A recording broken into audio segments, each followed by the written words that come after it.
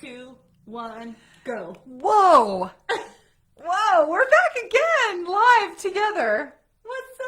I think we're live. I hate when it spins. It says it's live. Thing, and you're talking, and you're like, am I talking to myself, or am I talking to the computer? Hopefully you guys know that we're live, and we're dual live. We're live in Megan's group. Talking to her mic, maybe? We're live in Megan's group. And we're live in my group. And the title of this is super crazy. It's so crazy. What in the world are we talking about, Jen? We're going to kind of just, we're going to talk about a taboo topic. Maybe it's not taboo, but maybe we're just talking about something about being confronted online for things that are uncomfortable. Yeah. Yeah. So the title of this is, Can a Man Be a Feminist Troll? Yes, apparently so. So snap. So you guys, we released our podcast. We released an episode today that we loved. It was so good. And the reason why it was so good is because it was so unique in hearing a man, a very masculine man, tap into his own femininity and having such a strong mission to redefine a lot of the paradigms that we see around men who can't talk about beauty and emotion, feminism, and his whole, you guys have to listen to the podcast. I don't want to give too much away, but he really speaks to how the world can heal when men can cultivate an emotional language with their peers. Yeah. And so we went deep, and Jen and I called the podcast Sexy as Fuck. And why was it sexy, Jen? Well, it's interesting that you say that, because the way that, you actually said that about an interview I'd done with Richard Pryor. You're like, that was the sexiest interview. And you said it's because, and the reason I felt it was so sexy is because Richard actually redefines the word feminism, and instead of it being about feminist or masculine or male or female, it was about humankind. Yeah, and human equality. So he defines feminism as, instead of looking at it as male, female, as being equal as human beings and souls. And so for me, I was like, what man on the planet is talking about that right now? No one. I want more men to talk about it. And I felt like that was super sexy, and so did Meg. I thought it was so sexy. Hi, Elise, by the way. Hey, what's up? Hey, gorgeous. I sent you an email earlier. If you're watching, by the way, say hello and let us know what your response would be or what your takeaways are from this conversation, because I think it can go in so many different directions. And Jen and I have a commitment to talk about things that might be difficult to talk about. Yeah. And, and we knew that in launching our podcast and talking about hard things, that there would be pushback from people who might not share the same opinion. Right. And so when we posted about the podcast, we were so excited to talk about how, when a man can tap into beauty and his own divine feminine, it's sexy. It's fucking sexy because, and this is something that we talk about in the podcast, because the world has not conditioned us to think that's sexy. What the world has conditioned us to think is sexy is like Gaston from Belle. We talk about that too. I'm going to treat women like shit and eat a dozen raw eggs and shove them down my throat and just treat people like shit, and I'm going to be respected. Yeah, and when you watch the episode, you can't see Richard, but Richard is also not only a celebrity hairstylist for like Julia Roberts, like he's the real deal, but he's tattooed like from head to toe, and he's like a mixed martial art fighter, like he's like a black belt or something crazy. I don't know all the rules about all that, but and his daughter is in the military, and she is this like badass CrossFit queen. So here's this man that like, he looks like this just really rugged, rough, masculine man who's doing this job in the world of like bringing out women's beauty, and then he's talking about emotion and like all these beautiful things. Well, the reason we wanted to come on today is because we had this great experience. We were excited to share it with everyone. And on my Facebook page today, we had a comment come across that we wanted to get your opinion on. We wanted to engage. We want to have this conversation with you. Want to open this up for you. And Megan, do you want to read it? Oh, sure. Yeah. I don't have it pulled up, but Megan had it pulled up. And so I posted all of the, sexy as fuck, comments about how we thought the interview was so sexy. And then this man on my Facebook said this today. Brent Bennett. How is this person? She's so triggered by saying his name, I think. I just spit again. We just recorded a podcast and she was like spitting in the mic. And then she's like, wait, I'm vaccinated. I'm like, oh God.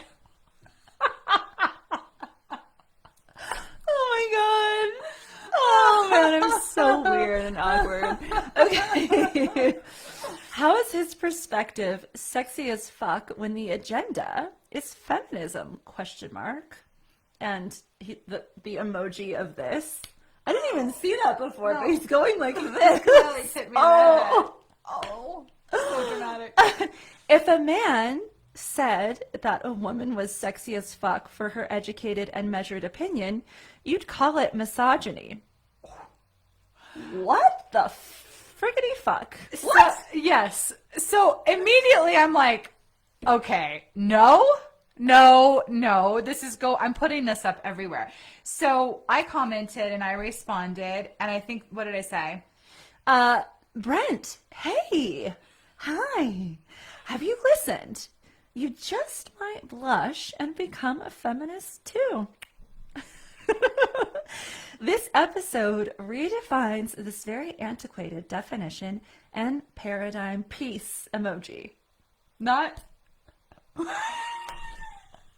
And then Meg chimed in. So we'd love your opinion on this thread. So how would you guys respond to that would you first and foremost? How would you respond? If you're watching the replay, make sure to comment. We want to hear how you would respond to that, or maybe if you agree with him. And you know what? We're not here. I just want to reiterate that we're not here to shame or point fingers or any of that. We just really want to bring to light hard conversations with people we do not agree with. Yep. Because I believe that the more women are silenced for trying to redefine things like feminism and sexiness and every word that is attached to it, then the more that we perpetuate this cycle of what word am I trying to come up with? Of just women being silenced. I think it's patriarchy. I mean, I think that's what I was looking for. I think that's what it is every time we allow things like that, in my mind. Yeah. And every time I don't speak up against that, I'm allowing that cycle to continue and perpetuate, because we're all a part of the ripple. And so we just want to hear what you think about that, because Megan had another comment that I think is relevant. I think it's amazing. And I would love for you to read it to them so that they can see how they feel about your response. Well, yeah, I mean, you guys know I'm super fucking sarcastic, and I like to use humor with sarcasm. That's how I respond to a lot of things, and especially to men. I'm not as sarcastic with women as I am with men. That's true. I think men just need more sarcasm thrown at them. That's true. You are different. I agree with that when it comes to men and women. Yeah, and so I said, Brent, my husband thinks my master's degree and business success is sexy as fuck, and he is a total misogynist. I love that comment. I kind of wish it was mine, but I don't have a master's degree, so I can't claim that. But you're smart and sexy as fuck, and successful as fuck, so yes, that doesn't even matter.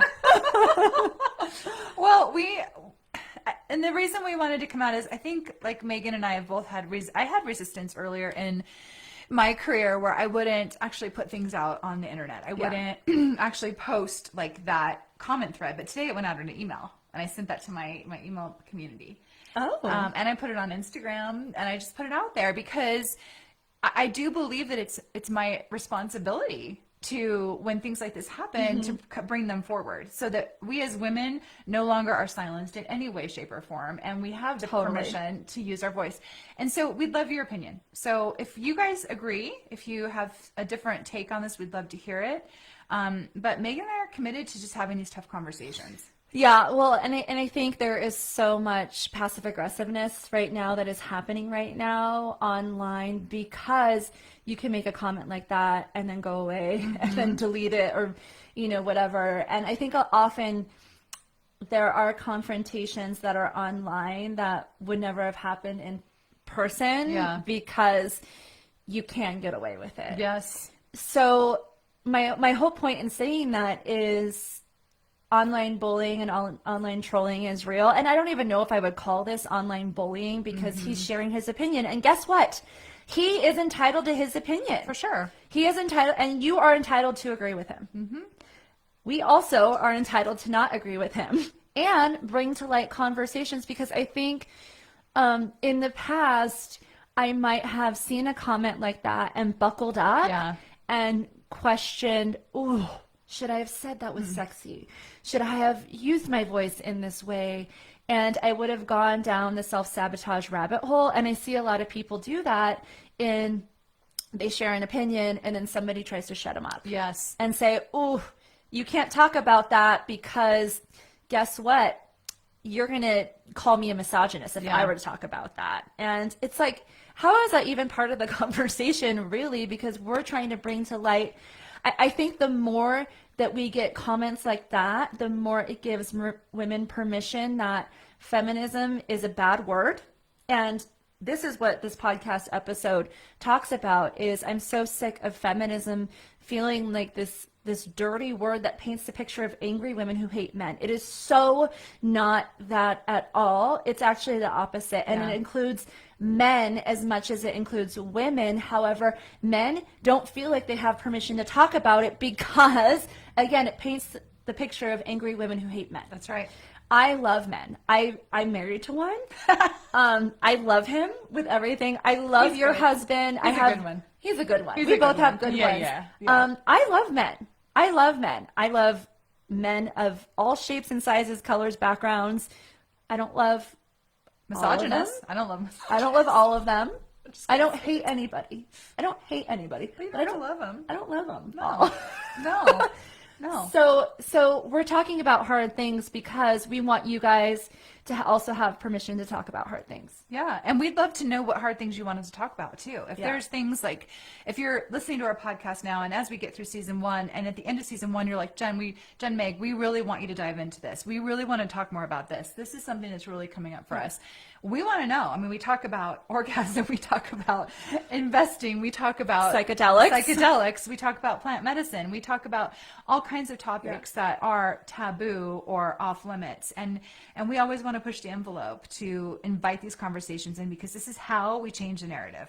And that is part of our mission with this podcast. Oh, 1,000%. So, sisters, let us know how you feel about this conversation today. Please put replay so that we know, you watched on replay, and then let us know. Talk to us. Let's have a conversation here, and keep it going.